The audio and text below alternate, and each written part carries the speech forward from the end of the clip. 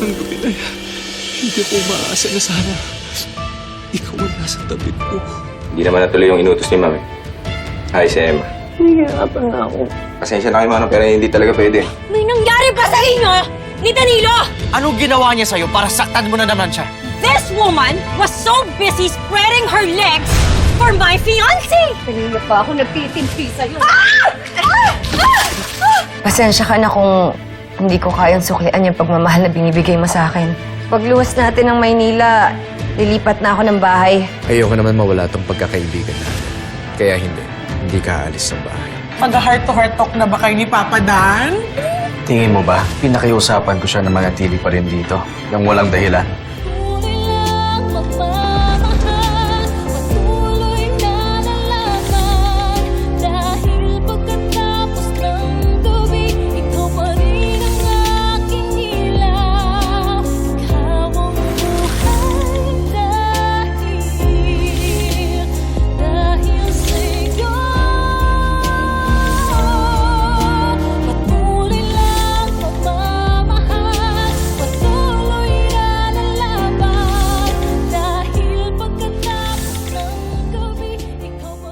Okay ba? Ay, sabay na sa'yo. Oo, naulan eh.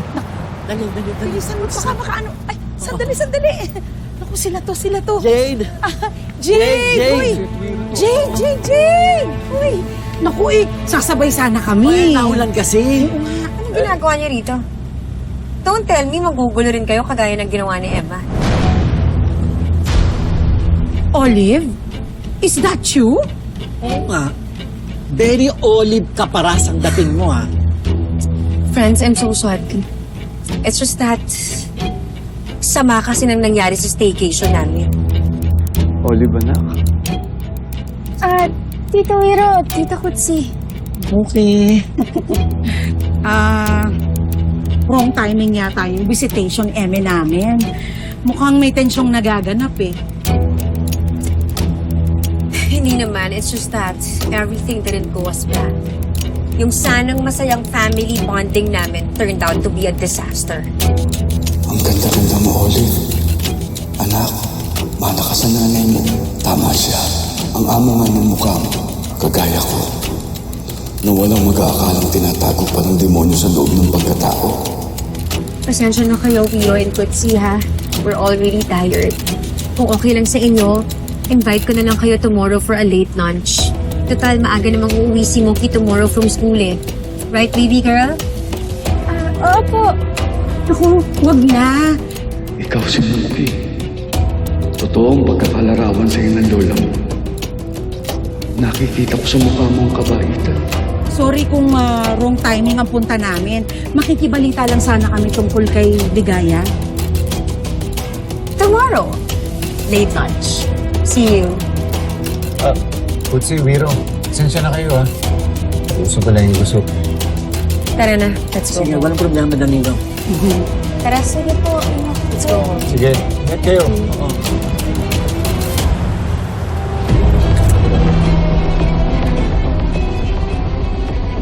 Kung dumiretso na lang tayo kila Danilo at Muki. Hindi pwede ito. Baka mamaya pati si Moki madamay. Baka mamaya pati siya pag-initan ni Olive. Ano kayong papakain sa atin? Kaya nga, hindi naman tayo nagle-late lunch, Kutsi. Early lunch tayo. Oo, di ba? Yung sundo natin. Eto na, nabuko na. Malapit na raw siya. Okay. Pero alam mo, Kutsi, ang weirdo talaga nung Jade, no? Minsan parang okay naman siya. Minsan parang halimaw. Parang kanina. Uwah! Ano ba yun? Sa true, para talaga siyang si Olive Wiro. Om Sim! Naalala mo yung sinabi ni Ligaya? Alam niyo, nagulat ako talaga eh. Parang hindi si Jay yung umasta. Napansin din namin yan. Kaya talaga namin noon. Mabait siyang si Jen. Kaya nga nung sinigawan ako, naalala ko si Olive. Yes! Hindi kaya siya si... Nako, insan, huwag mo akong gagatungan. Yan din ang duda ko. Siya si Olive. At may alam siya kung bakit hanggang ngayon missing in action pa rin si Ligaya. through the fire. Kaya nga, di ba, kada mababanggit si Ligaya, super iwas siyang bruhang Jade na yan. Kaso mo, wala naman tayong ebidensya. Panay lang duda natin. Bukas sa palate lunch niya, bobombahin natin siya ng tanong tungkol kay Ligaya. Tama.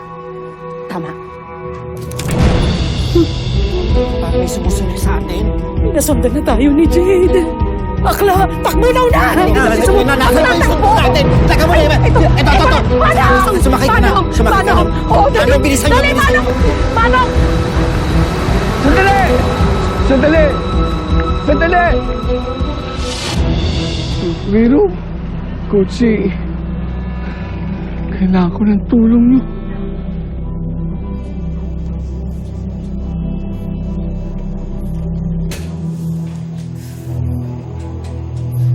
Mommy, are you okay? No, I'm not. Narinig mo ba yung sinabi ng doktor?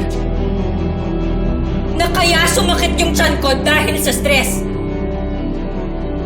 Sino ba naman nung hindi mas-stress nung nalaman kong magkasama kayo ni Emma buong gabi? Ano? May nangyari ba sa inyo? Nagpaakit ka ba sa kanya? Naniwala ka ba sa mga kasinungalingan niya? May nangyari po sa inyo ni Nanay, Tay? Damn you, Danilo!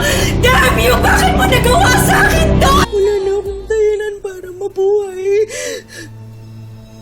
Wala na akong dahilan para huminga. Kaya siguro mas mabuti pa kung mawala na lang ako sa mundong to.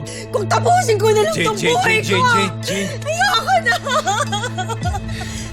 Huwag mong gamitin ang pananakit sa sarili mo para pagbantaan ako. It's not a threat. Ilang beses ko nang ginawa yan sa sarili ko nung nasa Japan ako. Sinasaktan ko yung sarili ko. Naglalasing ako, nagdadrive ako nang wala sa sarili kasi nalulungkot ako. Kasi mag-isa lang ako. Malayo ako sa mga mahal ko sa buhay kay Ate Olive. At noong mga panahon na yun, takot na takot ako. Pero nung dumating ka sa buhay ko, kayo ni Muki, nagkaroon ako ng kasama. Nagkaroon ako ng pamilya. Hindi na ako mag-isa. So please, nagmamakaawa ako sa'yo. Danilo, please. Huwag mo akong iwan, please. Please. Sorry, Jade. Buo na ang desisyon ko. Buo na. Ano bang ginawa ko sa'yo, ha? Ano bang pagkukulang ko sa'yo? Kulang ba ba? Danilo, kulang ba ba lahat ng mga pagmamahal na binigay ko sa'yo? Hindi pa ba sapat lahat ng yon? Nasa isang gabi lang na nakasama mo si Emma, kinalimutan mo na lang lahat ng ginawa ko sa'yo ng ganun-ganun na lang. Sabihin mo nga sa akin, minahal mo ba talaga ako?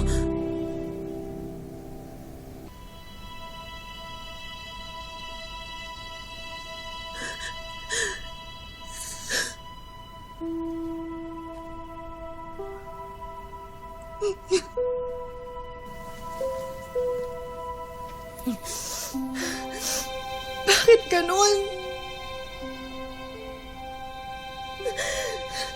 Bakit lahat na lang ng tao, lahat na lang ng lalaking minamahal ko, sinasaktan ako? Alam mo, they kill me with their words, but you... Your silence, it's killing me.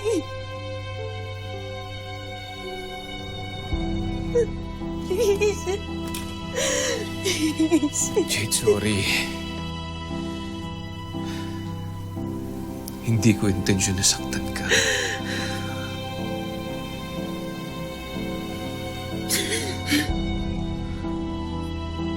Fine, fine. Kung talagang desidido ka na, sige, hindi kita pipigilan. Pero please naman,